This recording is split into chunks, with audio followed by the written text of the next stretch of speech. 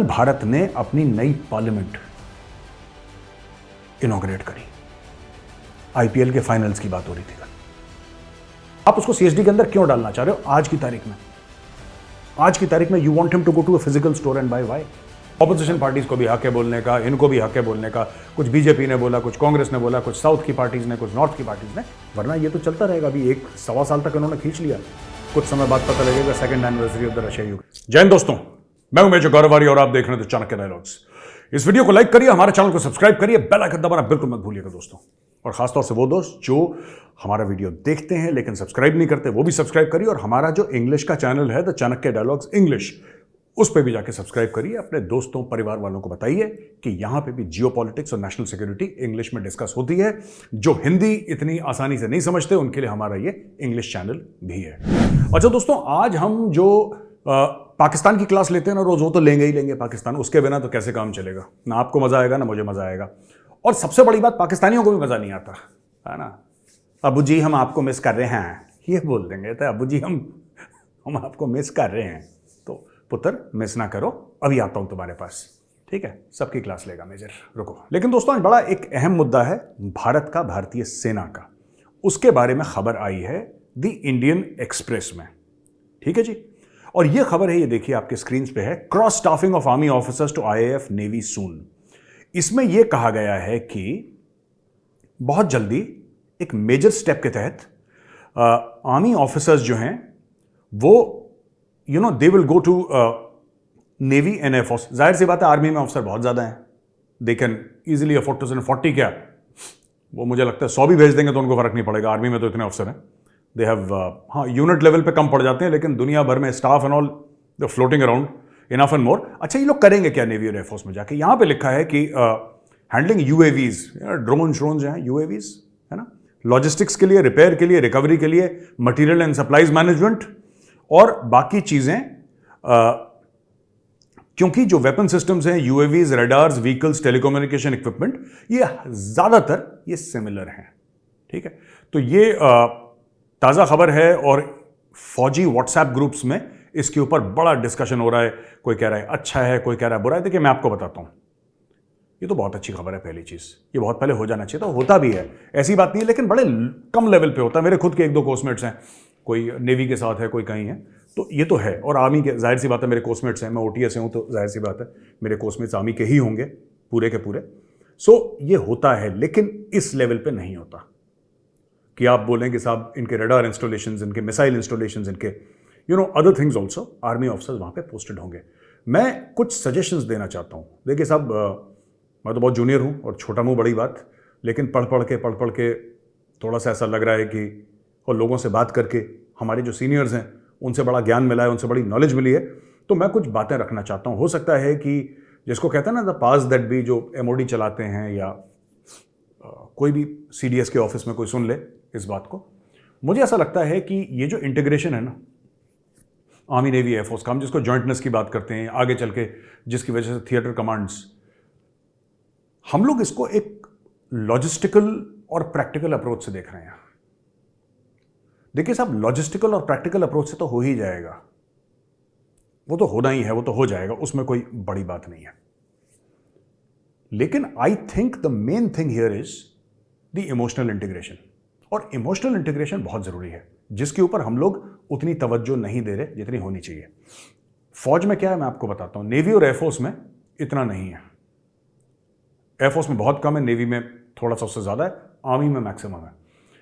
मैं आपको बताता हूं, जो कॉन्सेप्ट है ना रेजिमेंट का, जो कॉन्सेप्ट है पलटन का, वो इतना ज्यादा स्ट्रांग है, रेजिमेंटेशन इतना ज्यादा स्ट्रांग है, वो स्पिरिट डी कोर होता है अपनी पलटन के लिए, अपनी रेजिमेंट के लिए।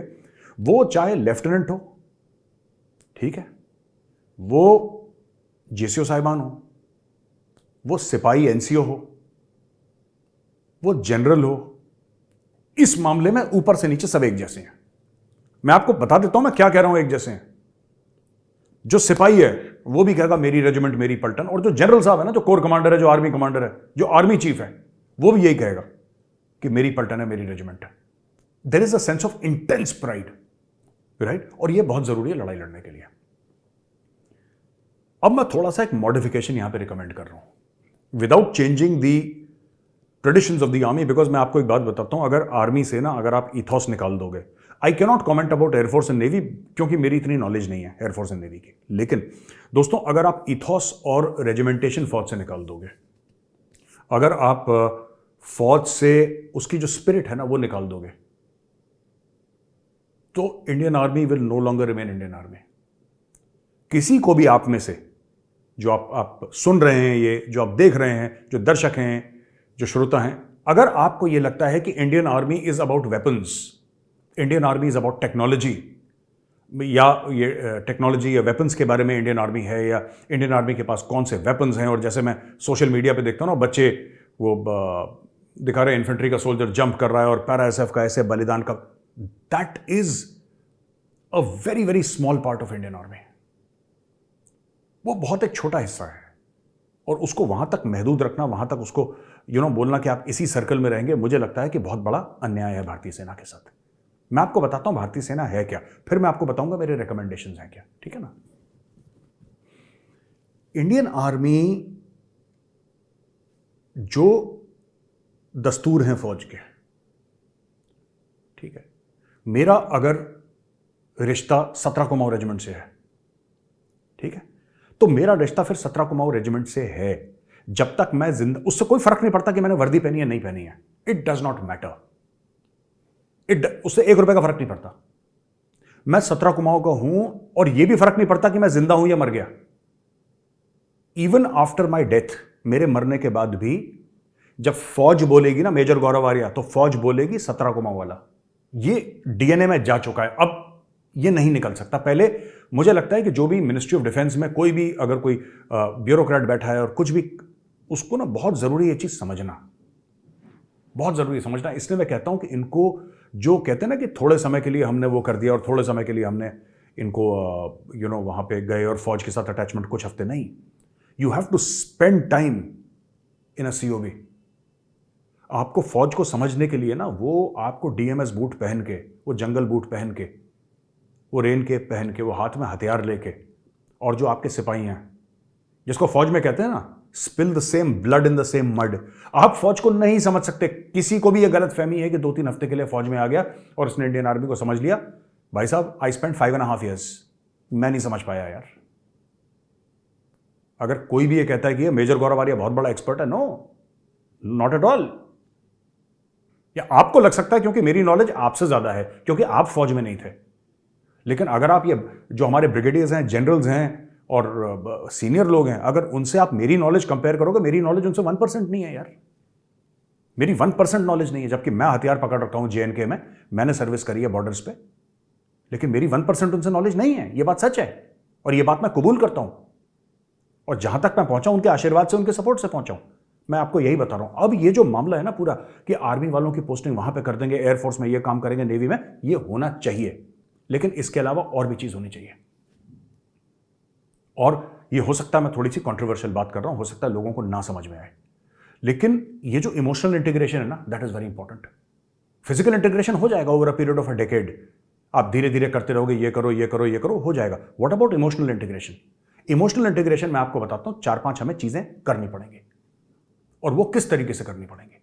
वो इस प्रकार से करनी पड़ेंगी दोस्तों, कि जैसे कि आपके जो सीनियर ऑफिसर्स हैं, जिनको ADCs ऑथराइज्ड है, एड डी कैंप ऑथराइज्ड है, जिनके स्टाफ ऑफिसर्स होते हैं, राइट?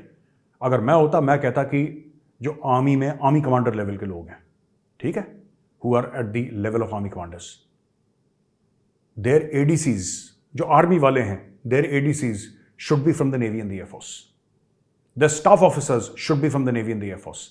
उनके जो JCO लेवल पे लोग काम करते हैं, ठीक है, उनमें मिक्स होना चाहिए 3 सर्विसेज का। बट जो मेन बंदा है, जो उसके साथ रहता है, जो मेन बंदा है उसके साथ, राइट, उसके स्टाफ की बात कर रहा हूं। I am not talking about a person who has to make war plans and all that, वो तो उसी सर्विस का होगा क्योंकि इसको एक्सपर्टीज है। लेकिन ऐसा है कि कई ऐसे काम होते हैं which are directly related to the boss. अगर आर्मी कमांडर बॉस है तो डायरेक्टली रिलेटेड टू हिम। इसीलिए मैं बोल रहा हूं सबसे बड़ी बात क्या है? सबसे बड़ी बात यह है यार कि आपको वो लोग वहां पे डालने पड़ेंगे, इमोशनल इंटीग्रेशन होना पड़ेगा। जो स्टाफ ऑफिसर है ये, वो सीख जाएगा 1-2 महीने में। आर्मी ऑफिसर है, सीख जाएगा यार, उसको ऐसी कोई तीर तुक्का कोई नहीं मार रहा। और आर्मी वाले को वहां पे जाना चाहिए। जो एडमिरल है, let us say that western fleet है, ईस्टर्न फ्लीट है, या फिर वेस्टर्न एयर कमांड है, वहां पे जो स्टाफ है, and I am not talking about the operational staff, मैं ऑपरेशनल की बात नहीं कर रहा, मैं नॉन ऑपरेशनल की बात कर रहा हूं, that can be from the army. एक तो ये लेवल इमोशनल इंटीग्रेशन का बहुत है। दूसरी चीज मैं ये रिकमेंड करूंगा कि धौला कुआं में हमारे पास जमीन है दुनिया भर की, ठीक है, अभी भी है जमीन फौज के पास, क्योंकि उस जमाने में तो कोई था नहीं यार। अभी लोग कहते हैं यार फौज ने जमीन घेर ली, जमीन घेर ली। एक्चुअली बात यह है कि जब फौज को धौला कुआं की जमीन दी थी ना, वहां पे सीआर बोलते थे, वहां पे तेंदुए शेर घूमते थे। वो फौज आई, अपने हाथों से उसको कैंटोनमेंट बनाया, उसको इतना सुंदर बनाया। आज लोगों की आंखों में खटकता है ये कि यार ये तो फौज ने तो, यार देखो यार, शहर के बीच में फौज ने कर दिया। तुम आगे रह लेते वहां पे, तुम आगे रह लेते वहां पे, क्यों नहीं करा? वो फौज ने करा है। That is Indian army has done it. मैं धौला कुआं की बात कर रहा हूं, that is creation of the Indian army.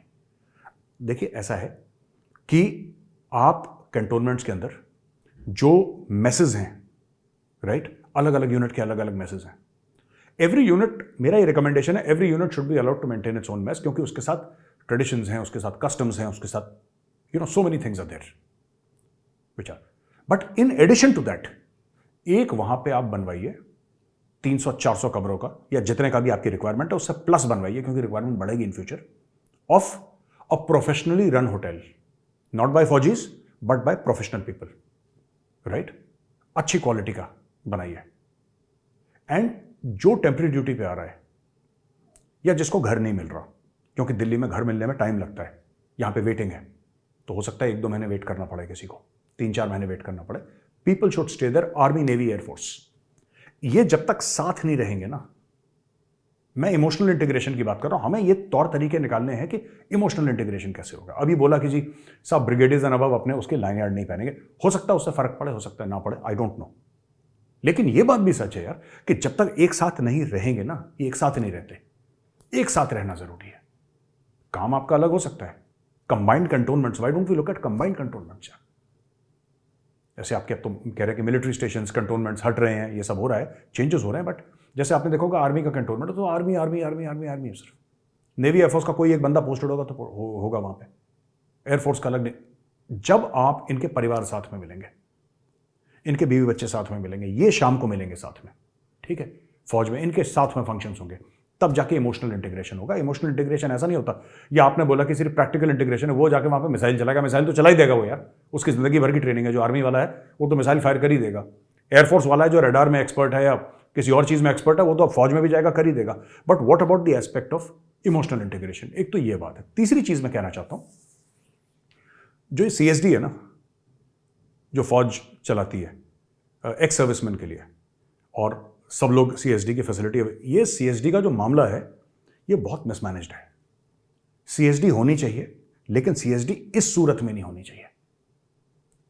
It should not be in the current condition. ये करंट कंडीशन में तो ये बहुत बड़ा लोचा है यार, ये CSD। एक बंदे को अगर कार खरीदनी है फौजी को, तो वो इतने धक्के खाता, ये फॉर्म साइन करो, ये फॉर्म साइन करो, पता नहीं क्या आधे समय, इट्स अ बिग पेन। इनको क्या करना चाहिए कि 2-3 शहरों में एज अ टेस्ट केस आप क्या कर सकते हैं कि आपने बोला कि जैसे ये चीजें आप खरीदते हैं, आप कॉन्ट्रैक्ट दीजिए। जैसे CSD में कहता है ना, ये वाला ब्रांड बिकेगा CSD में, ये वाला ब्रांड बिकेगा, आप ब्रांड को मारो गोली। मल्टी ब्रांड आउटलेट्स हैं, ठीक है। फॉर एग्जांपल आपके मल्टी ब्रांड आउटलेट्स में आपका हो सकता है क्रोमा, हो सकता है एक इलेक्ट्रॉनिक्स के लिए, ठीक है, क्रोमा, राइट। या फिर आपका विजय सेल्स हो गया, या जियो डिजिटल, या क्या होता है वो रिलायंस वालों का नाम नहीं पता मुझे, और उनसे आप कॉन्ट्रैक्ट लीजिए। एक को बोल दीजिए कि भाई यहाँ पे आप आओगे, यहाँ पे आपका बहुत बड़ा शोरूम बनेगा, और everybody will have a smart card and you can purchase that thing on CSD rate, link to a server. Same thing you should do with cars, same thing you should do with groceries, same thing you should do with everything that is available in CSD, everything. ये जो concept है ना कि CSD एक building है, CSD एक structure है जिसके अंदर हम लोग जाएंगे, फिर हम चीजें खरीदेंगे, that structure needs to be broken and we need to give better facilities to our faujis. ये हर जगह नहीं हो सकता। अगर आप बोल रहे हैं कि कोई बहुत दूर है जहां पे इंटरनेट काम ही नहीं कर रहा ठीक से, या 3G 4G इंटरमिटेंटली काम करता है, वहां पे भी CSDs है ना, दूर दराज, वहां पे काम नहीं करेगा। लेकिन आप दिल्ली, कलकत्ता, मुंबई, चेन्नई, आप इस जगह तो शुरू करिए। क्लास ए सिटीज में, फिर क्लास बी में शिफ्ट करिए, कुछ साल के बाद फिर क्लास सी में करिए। अगर मुझे फॉर एग्जांपल अगर मुझे एक मारुति की गाड़ी खरीदनी है 10 लाख की, ठीक है, और मुझे सीएसडी में कुछ फर्क मिल रहा है, so we should negotiate with Maruti कि भाई हम आपको अश्योर्ड बिजनेस इतना दे रहे हैं, आप टैक्स वैक्स को मारिए गोली, उसको छोड़िए 1 मिनट के लिए, क्योंकि हम मारुति से बात कर रहे हैं। Basic price of the car में आप एक बात बताओ कि आप कितना हमें कंसेशन दोगे इस पर। हम आपको 3000 गाड़ियों का बिजनेस देते हैं 1 साल में, ये हमारे पिछले 5 साल का रिकॉर्ड है, 10 साल का रिकॉर्ड है, ये लो। अब बताओ, मारुति से आपने नेगोशिएट करा, जो टैक्स में whatever benefit you get benefit economies of scale, and then also with insurance companies. आप इंश्योरेंस कंपनी से बोलिए ठीक है, ये जो इंश्योरेंस होगा हम इसके थ्रू करवाएंगे, अब आप बिड करो। और इंश्योरेंस क्या, आपकी अगर 10,000 गाड़ियां बिकती हैं 1 साल में, मुझे नहीं पता डेटा, मैं तो ऐसे ही बोल रहा हूं 10,000, अगर 10,000 गाड़ी सीएसडी से आपकी हर साल बिकती हैं, तो when you negotiate with a company saying that 10,000 आपको मिलेंगे, तो आपका जो कॉस्ट है ना, आपका 30-40% कॉस्ट कम हो जाएगा प्रीमियम का। That is how you help. So you negotiate at 3 parts. Taxation is already there, if you want to give more tax relief you should, then economies of scale, फिर आपका वो जो आपका इंश्योरेंस है। Registration तो ठीक है, जो रजिस्ट्रेशन है सो उसमें what can you do about it, right. But अगर मुझे मारुति की गाड़ी खरीदनी है, मैं सीएसडी क्यों जाऊं यार? Why should I go to the CSD? Why should any फौजी गो टू द सीएसडी? वो सिपाही हो, जेसी हो, अफसर हो, सर्विंग रिटायर्ड कोई भी हो, वो सीएसडी में क्यों धक्के खाए, ये फॉर्म भरो, ये फॉर्म भरो। आजकल के जमाने में हम लोग, दुनिया कह रही है भारत से कि यूपीआई सीखना है यार, जापान जैसा देश कह रहा है भारत से कि यूपीआई बताओ यार, यूपीआई में क्या होता है, जरा हमें भी सिखाओ। सिंगापुर कह रहा है यार यूपीआई, सिंगापुर कह रहा है भारत से कि यार यूपीआई बताओ यार, we love this payment system, we'll adopt it. Japan कहता है we'll adopt it. European countries बात कर रही है मोदी जी से कि मोदी जी हमें बताओ यार, बड़ा तगड़ी चीज बनाई यार यूपीआई, ठक ठक ठक फ्री में पैसा भेजो जिसको। तो भाई आपको ये भी करना है ना कि वो चीज, वो टेक्नोलॉजी आपको फौज के लिए भी लानी है। किस तरीके से? मैं ये कह रहा हूं, अगर नोएडा में मारुति का शोरूम है, राइट, माना कि सेक्टर 63 में एक मारुति का शोरूम है, मैं वहां पे गया, मैंने बोला कि ठीक है, ये मेरा कार्ड है सीएसडी, राइट, मुझे खरीदना है। उसने दिया, उसने चेक करा, उसने इमीडिएटली बताया हाँ सर आप ऑथराइज्ड हैं, आप खरीद सकते हैं। आपने गाड़ी खरीदी, वहीं से आपको सारे डिस्काउंट मिले और आपकी कहानी खत्म हो गई। वहीं से आपने कार पिकअप करी अपने घर के बगल से, और एक सेंट्रलाइज सिस्टम में ये डफटेल हो गया। ये जो सिस्टम बना रखा है ना सीएसडी का, ये आज़ादी के बाद से या उसके पहले से भी पता नहीं कब से, ये इतना इनएफिशिएंट सिस्टम है कि वहां से गाड़ी, वहां से एक बार मैं पता नहीं कहाँ दूर गया था, मेरठ गया था, कहाँ पंजाब गया था, कहीं मुझे नहीं याद है यार। मैं बात कर रहा हूँ 2014 नहीं, 2004 2005, मैं बात कर रहा हूँ 20 साल पहले, 19-20 साल पहले मैं गया था गाड़ी लेने। पता नहीं चलता चला गया गाड़ी लेके, फिर गाड़ी लेकर आया वहां से। मैंने भी खरीदी थी, मारुति एस्टीम खरीदी थी उस जमाने में। तो दिस होल थिंग ना, and emotional integration is very important.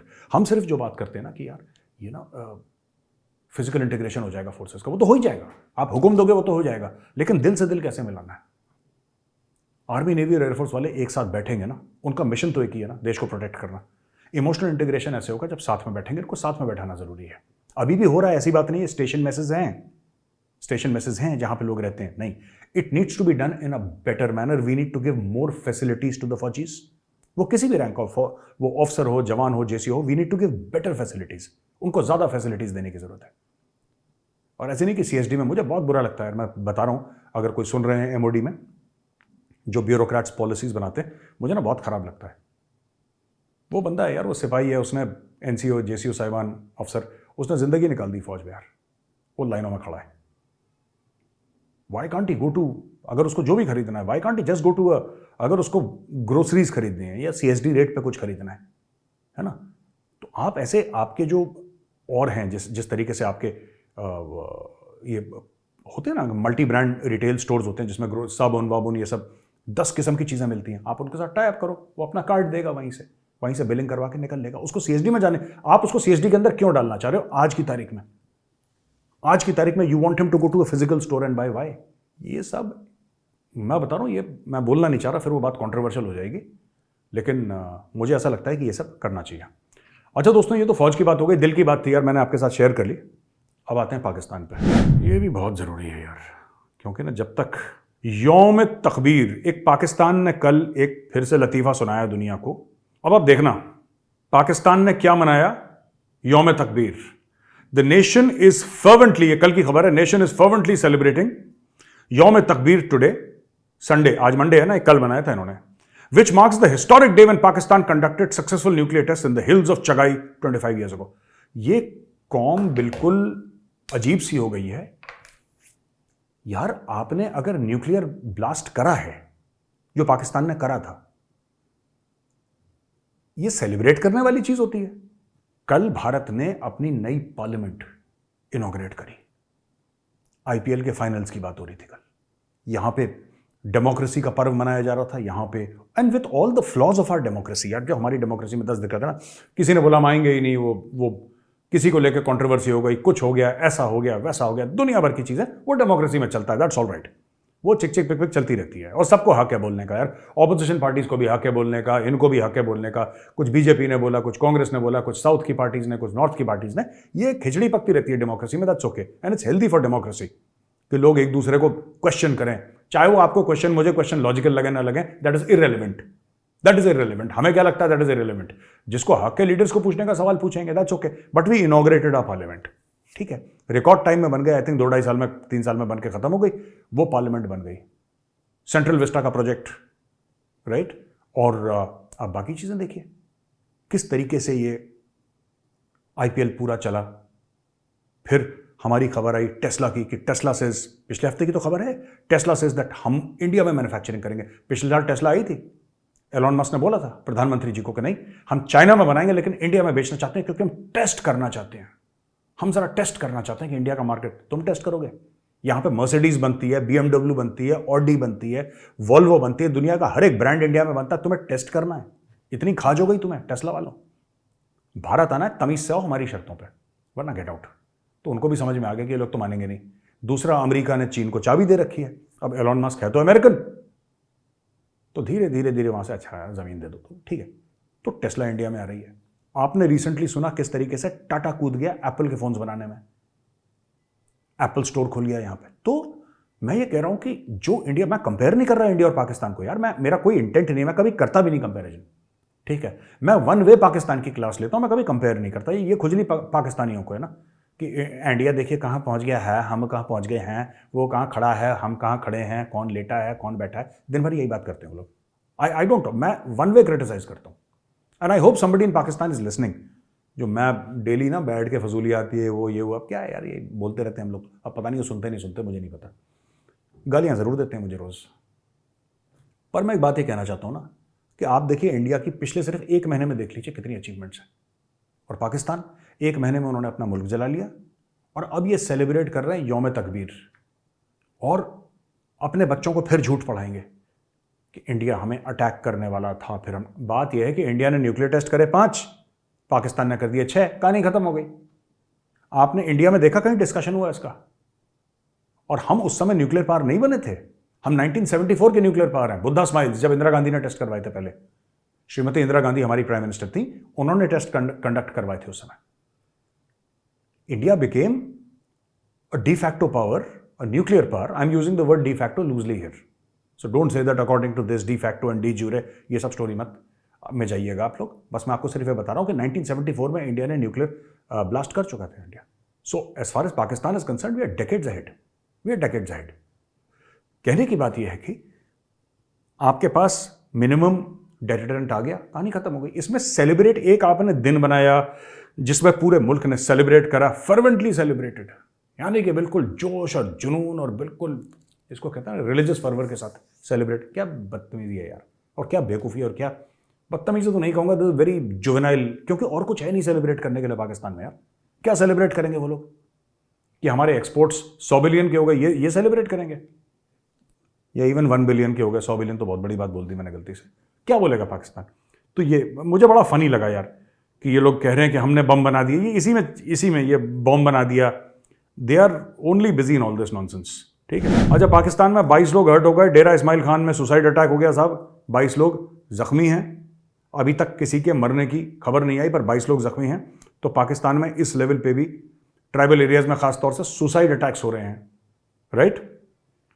और ये जो है ये सिक्योरिटी की कॉन्वॉय थी, फौजी कॉन्वॉय थी, तो फौजी कॉन्वॉय के ऊपर इन्होंने अटैक कर दिया पाकिस्तान में। तीसरी न्यूज़ है, ये जो हुर्रियत कॉन्फ्रेंस है ना, इसने डेथ पेनल्टी जो यासीन मलिक के लिए मांगी है एनआईए ने, उसको इन्होंने अपोज करा है। ठीक है, अब मुझे नहीं पता, ये एक मैं बात जानना चाहता हूं, अभी तक हुर्रियत जिंदा कैसे है, मुझे एक बात समझ में नहीं आ रही। मुझे तो लगा तुमको टपका टुपू गाड़ दिया जमीन के अंदर हुर्रियत को। Mirwaiz Umar Farooq on Sunday called the national investigation agencies pleas seeking death penalty of Yasin Malik as deeply disturbing, while अपनी party leader Altaf Bukhari term the agencies approach hasty. देखो यार, मैं एक बात बताऊं, ये सब ये जो उमर फारूक वगैरह है ना, मीरवाइज, दीज आर क्लाउन्स, ये मस्खरे लोग हैं, इनको they are not to be taken seriously. ठीक है ना, इसको टांग वांग दो, खत्म करो इस आदमी को, बिकॉज इस आदमी ने ही is waged war against the state.